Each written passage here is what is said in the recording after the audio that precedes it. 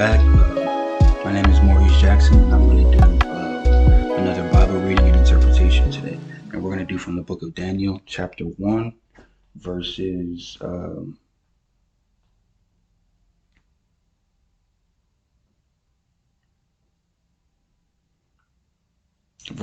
through 17. We'll do that. So the book of Daniel, chapter 1, verse 12 through 17. And it says, "Prove thy servants, I beseech thee, 10 days, and let them give us pulse to eat and water to drink." So in this place, pulse means food or like vegetables or something with water in it. So vegetables and fruit, he's saying. So prove thy servants, I beseech thee, 10 days, and let them give us pulse to eat and water to drink. Then let our countenances be looked upon before thee, and the countenance of the children that eat of the portion of the king's meat. And as thou seest, deal with thy servants. So he consented to them in this matter, and proved them 10 days. And at the end of 10 days their countenance appeared fairer and fatter in the flesh than all the children which did eat the portion of the king's meat. Thus Melzar took away the portion of their meat, and the wine that they should drink, and gave them pulse. As for these 4 children, God gave them knowledge and skill in all learning and wisdom. And Daniel had understanding in all visions and dreams. So that was the book of Daniel, chapter 1, verses 12 through 17. Okay, and so my interpretation on that is fasting. Fasting. It turns into a way of life after a while. Once you do one day, you feel good about yourself because it builds a character. It builds your character. It makes you feel like I'm gonna say something and I'm gonna mean it and I'm gonna walk through it until it is done. And that's you have to have that. You should have that mentality when you're serving Christ. You know what I mean? You have to get up and you have to go and have the mentality that I am gonna do what God said to do. And fasting helps with that. 1 day is good. 3 days is really good. 7 days is it's like a life-changing experience. The first time I fasted for 7 days, I cried. You know what I mean? I sat there and I cried a little bit, but it was tears of joy, but it was just like, man, you know what I mean? And so once you start fasting often, it kind of lets you see what God was saying by carry your cross. Carry your cross. Get up every day and carry your cross. And if you can go without food, you can go without TV. If you can go without food, you can go without conversation with another human for a little bit. If you can go without food, the thing that you told yourself that you needed, then you can go without almost anything in this world without God. Or you can go through anything in this world except God. You can go without anything except God is what I was trying to say. I'm sorry. Um and so that was the book of Daniel chapter 1 verses 12 through 17. And I think that was the importance of fasting. It even tells you like it even like compares the two people, that the people that were fasting and the people that were not fasting. And after they fasted for 10 days, God gave them that knowledge and that skill and that learning and wisdom. And Daniel had understanding in all visions and dreams after he fasted for 10 days. Now, that's not a regular fast. On September 10th, every year, you're supposed to go without food. You're supposed to go without bread and water because that's the Day of Atonement. And so this fast is something different than that fast. This fast was a fast where it was just like not the regular things, because God never said you couldn't eat bread or you can't eat lamb or you can't eat. He didn't say that you couldn't do those things. But in this fast, they ate vegetables and water, vegetables and fruit, and it says pulse and water. So they had pretty much water. They pretty much flushed their system and cleaned the bottom of their DNA circuits and things like that. And so now to go a fast with nothing to eat, like Jesus Christ did, 40 days and 40 nights, now that right there, I'm sure will change your whole existence to do that with no food. Don't speak to anybody. Don't do nothing. Just go in the wilderness and don't eat and talk to God all day, every day for 40 days and 40 nights. There's nothing that you couldn't be able to do when you come back from that. And so there are three people that I know for a fact that did 40 days and 40 nights. And so that would be um, um, Moses did 40 days and 40 nights. Elijah the prophet did 40 days and 40 nights, and Jesus the Christ did 40 days and 40 nights. I did them in order, but in order of importance, I would obviously say Jesus Christ came first. But if you think about it, Noah was up there too, and it doesn't say that he ate any of those animals or ate anything. It doesn't say that he ate anything. It also says that those two ravens went away. And so now that I'm talking, God is putting it on my heart even right now to say, like, those two ravens that went away were the two mind states that he had, the male and the female mind state that he had. Those two went away. And then the dove came back and sat on his head, just like the dove, the Spirit of the Lord came and sat on the head of Jesus Christ. And it did not leave. The dove did not leave when it came back. He brought him the branch and it did not leave. And that was 40 days and 40 nights of a fast.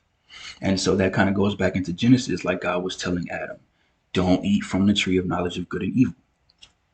Don't eat from that tree. Don't eat every day. Every day you're not supposed to eat.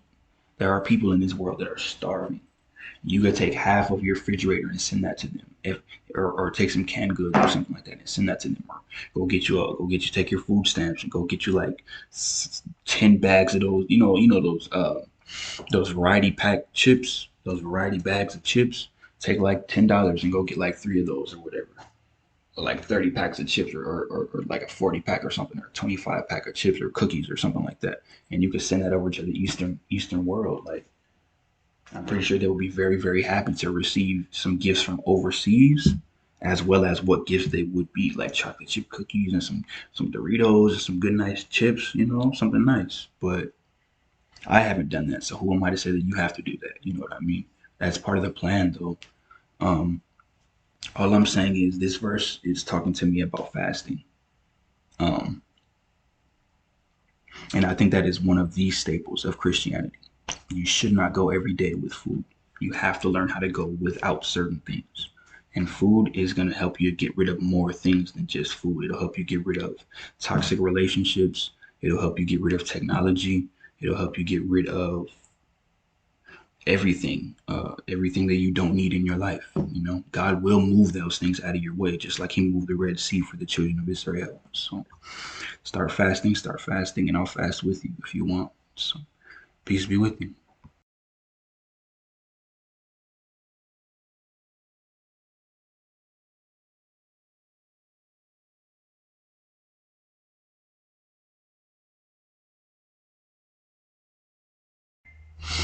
All right, how are you? My name is Maurice Jackson. Good morning. I'm going to do another Bible reading based on the book of Proverbs. I don't want to say based on, but it is the book of Proverbs, chapter 20, verse 1. And it says, wine is a mocker, strong drink is raging, and whosoever is deceived thereby is not wise. And so just that little verse right there speaks a whole volume to me.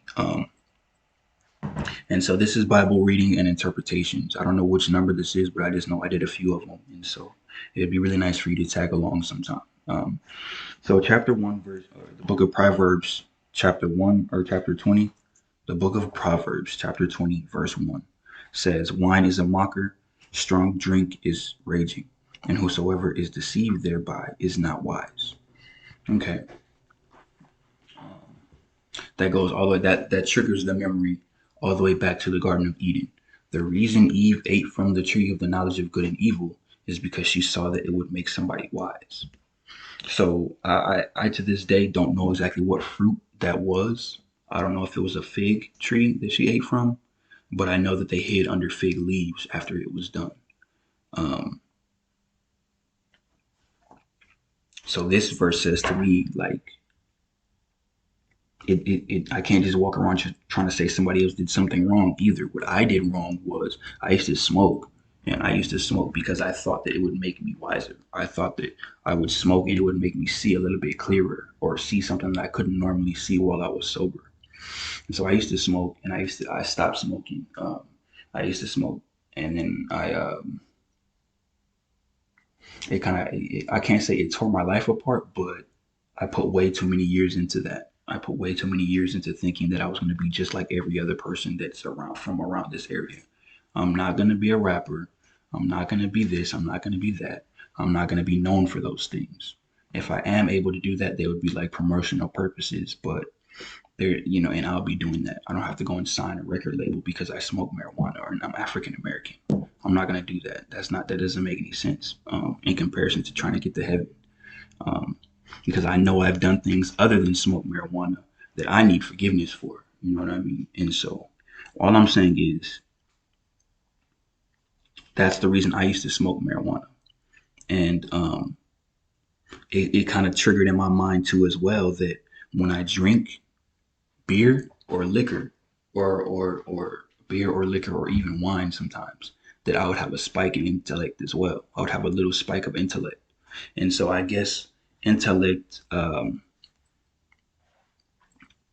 guess that was kind of like my body's way of saying that when you do drugs, you think about things that you don't normally think about, and that's the feeling of intellect.